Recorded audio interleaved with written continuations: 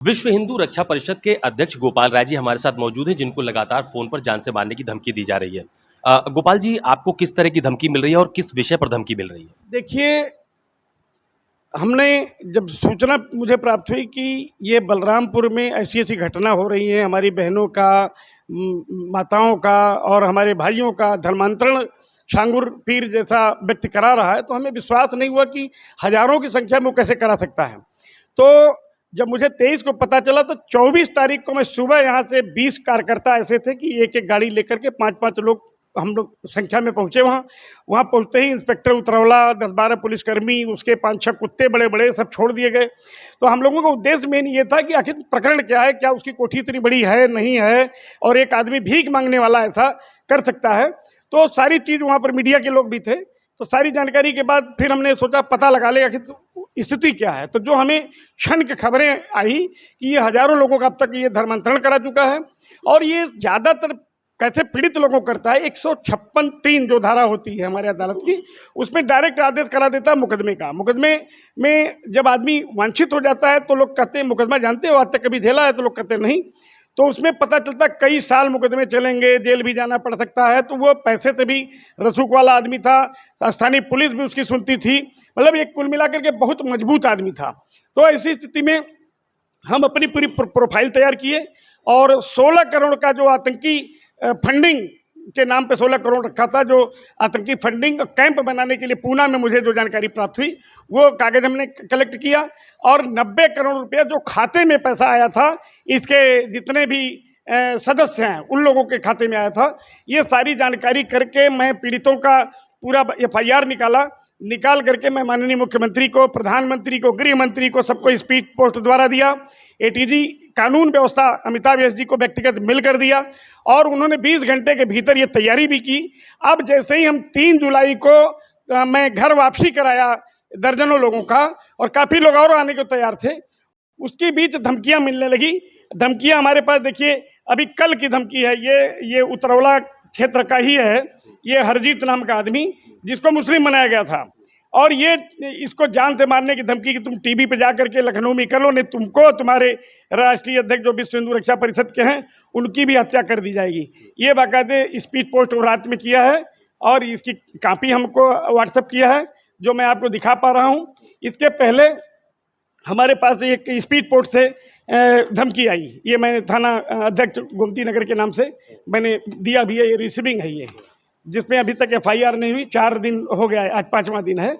ये लेटर आया है, लेटर के साथ साथ यह लेटर कैसे आया, ये स्पीड पोस्ट से आया है। इसके पहले हमने जब आजमगढ़ में बम्भौर गांव है जो मुबारकपुर थाने में पड़ता है, वहां पर सूचना मिली कि कुछ मुस्लिम लोग वहां मार पीट रहे हैं जो दलित गरीब परिवार के हिंदू हैं। तो हम अपना वहां भी 200 लोगों की संख्या में पहुंचे थे, वहां के भी इंस्पेक्टर पहुंचे थे यादव जी, और मैंने SSP से बात किया कि ये क्यों यहाँ पुलिस चौकी आप नहीं खोल रहे हैं। यहाँ स्थिति यह है कि बच्चियों के साथ भी बड़ा दुर्व्यवहार हुआ जो मैं बता नहीं सकता। तो उन्होंने कहा मैं पुलिस चौकी तैयार कर रहा हूँ, पुलिस चौकी उन्होंने बना भी दिया। कल मुझे पता चला कि हमारे जब मैं आ गया था तो सबकी गिरफ्तारी हो गई थी मुलजिमों की। अब मुलजिम फिर बाइज्जत तो नहीं कह सकते, जमानत पर रिहा हुए, फिर वो सब धमकी भी दे रहे हैं और उनके खिलाफ 156(3) के माध्यम से फिर मुकदमा कायम कर रहे हैं। ये देखिए गालियों का विवरण है, मुझे जान से मारने की धमकियां हैं इसमें। ये सोशल मीडिया से प्राप्त हुई, और उसमें यह भी सूचना दी गई कि बम्भौर, मेड इन बम्भौर से जो निर्मित पिस्टल थी उससे हमारे हिंदू गायक गुलशन कुमार की भी हत्या हुई थी। तो ये गुलशन कुमार की हत्या हुई थी, ये सब चीज़ें कहने के, फोन करने पर व्हाट्सएप पे, और ये सोशल मीडिया पर आप बाकायदे देख रहे हैं जो जान से मारने की धमकी मिली है। तो ऐसी स्थिति में हमारे लोग भी घबरा गए, और घबराने के पश्चात लोगों ने कहा भाई अब बाहर निकलना बंद है। तो 4-5 दिन से मैं निकल नहीं रहा हूँ, ये चीज़ें। बाकी हमारे साथ एक पीड़िता और है जो सोनू कुमारी है, ये रहने वाली कर्नाटका की थी, सहारनपुर में। ये भी शिकार बनी, क्योंकि वहाँ का जो लड़का था मुस्लिम था, हिंदू नाम रख करके उसको फंसाया। ये ब्यूटी पार्लर चलाती थी, और इसने अपना दुकान सब कुछ बेच बाच करके सऊदी इसको ले गया, वहाँ उस पर धर्मांतरण कराया, और जबरी इसके साथ सिगरेट उगरेट और किसी चीज़ से जलाया उलाया भी है। फिर इसको जान से मारने की धमकी सहारनपुर में मिल रही है, लेकिन पुलिस उसकी भी मदद नहीं कर रही है। उसने एक वीडियो भी रात में भेजा, संभवतः ANI वाले लोग आए थे तो हमने भेजा था। तो वो कुल मिलाकर के सुरक्षित नहीं है। बहुत लोग दहशत में हैं और तरह तरह की धमकियां दी जा रही हैं। और मुझे विशेष रूप से इसलिए कि मैं नेतृत्व इसका किया, मेरे साथ 14 साल तक 2 गनर शासकीय व्यय पे था। आज के डेट में कोई गनर नहीं है, जिसमें यहाँ के अवधेश वर्मा हैं डिप्टी एसपी LIU, वो रिपोर्ट में लगा देते हैं कि इन्हें जीवन भय परिलक्षित नहीं है। तो ये सारी चीज़ें सब ईश्वर की देन है। धमकियां बहुत आ रही हैं, हम लोग भी अलर्ट हैं कि पार्क में भी नहीं जा रहे हैं, जो हम हमेशा जाते थे। कहीं जाते भी हैं तो 20-25 लोगों की संख्या में जाते हैं, ऐसे नहीं जाते। अच्छा, मुझे ये बताइए गोपाल जी, ये जो बलरामपुर का पूरा प्रकरण है, जमालुद्दीन उर्फ छांगुर बाबा, इसमें तमाम सारे लोगों के धर्मांतरण की बात आपने कही थी, कई लोगों की घर वापसी भी आपने करवाई, उसके बाद सरकार की तरफ से कार्रवाई भी देखी जा रही है। तो ये बलरामपुर के झांगुर बाबा की जानकारी आपको कैसे मिली, कैसे पीड़िता आप लोगों के संपर्क में आई? देखिए, 23 तारीख को हमें जब सूचना मिली, एक पीड़ित आई यहाँ पे, आने के बाद वो बता ली, वो सिद्धार्थनगर की थी। उसने बताया कि साहब इसमें बहुत, तो तभी मैं 24 को गया। 24 को जाने के बाद क्षण की खबरें आने लगी और लास्ट में हमारे यहाँ 2 तारीख तक लोग एकत्रित हो गए। 3 जुलाई को हमने घर वापसी का कार्यक्रम तभी रखा, और रखने के साथ साथ आपके सभी देश भर की मीडिया भी थी। और ये काम मुझे नहीं, पहले तो आसान समझ में आ रहा था, लेकिन अब इनका नेटवर्क इतना बड़ा है कि ये भारत में नहीं, विदेशों से भी इनके तार जुड़े हुए हैं। 45 देशों में अब तक यात्रा किए हैं। अभी मीडिया में था कि 2 उसके पास पासपोर्ट है, हमारी जानकारी में 3 पासपोर्ट है विभिन्न नामों से। अब ये जांच का विषय है, और जानकारी हमारे होते ही हम लोगों की मदद भी कर रहा हूँ। लोगों का फ़ोन भी आ रहा है, जो थाने स्तर पर है, SP स्तर पर फ़ोन भी कर रहा है। अच्छा, उत्तर प्रदेश में बलरामपुर के अलावा आप कहाँ कहाँ मानते हैं कि धर्मांतरण की घटनाएं हो रही हैं, साजिशन इस तरह की घटनाएं हो रही हैं? देखिए, ये छांगुर बाबा जैसा था, अभी सहारनपुर की घटना बता दूं आपको, और अभी औरैया की घटना आपके संज्ञान में है। इस तरह से देवगांव में कई मुलजिम, इसके चचेरे भाई वगैरह भी हैं, जो 18 से 20 मुलजिम हैं। और आजमगढ़ के कई जिले में है, उतरौला के अतिरिक्त उतरौला के बगल में एक थाना है, वहाँ पे है। और अभी जांच होगी तो मुझे लगता है कि भारत के अन्य राज्यों में भी इसके नेटवर्क फैले हुए हैं। अच्छा, आज मुख्यमंत्री जी ने भी कार्यक्रम के दौरान ये कहा कि हिंदू या दूसरे जो वर्ग हैं, ब्राह्मण, ठाकुर, अनुसूचित जाति, ऐसे तमाम सारे लोग हैं, इनके धर्मांतरण के लिए अलग अलग रेट फिक्स है। कुछ इस तरह की जानकारी भी आपको लगी थी क्या? देखिए, हमें जानकारी जो मिली, किसी न किसी तरह से उनको धर्मांतरण कराना, वो चाहे पैसे से हमें, पैसे से जो नहीं करता है तो उसको धारा 156(3) के तहत एक लिपिक थे, कोई उपाध्याय वहाँ CGM कोर्ट में, जो 2 से 5 लाख रुपया लेते थे, उनकी पत्नी के अकाउंट में डायरेक्ट पैसा आता था। और ये धारा 156(3) के तहत तुरंत मुकदमा रजिस्टर्ड करा करके संबंधित थाने को भेज देते थे, मुकदमा पंजीकृत कर आरोपियों की गिरफ्तारी हो। इसमें पीड़ित और परेशान हो जाता था। ये सबसे बड़ा इनके पास माध्यम जो 156(3) था, वो बहुत ही खतरनाक इलाका था, क्योंकि ऐसे 156(3) में डायरेक्ट कोई भी जज ऐसा आदेश नहीं देते। उसमें तारीखें पड़ती हैं, फिर लोग जाते हैं, वकील के माध्यम से बहस होती है, फिर उसके बाद संबंधित जो जज हैं वो थाने को रिपोर्ट मंगाते हैं कि आप इस पर आख्या दें अपनी।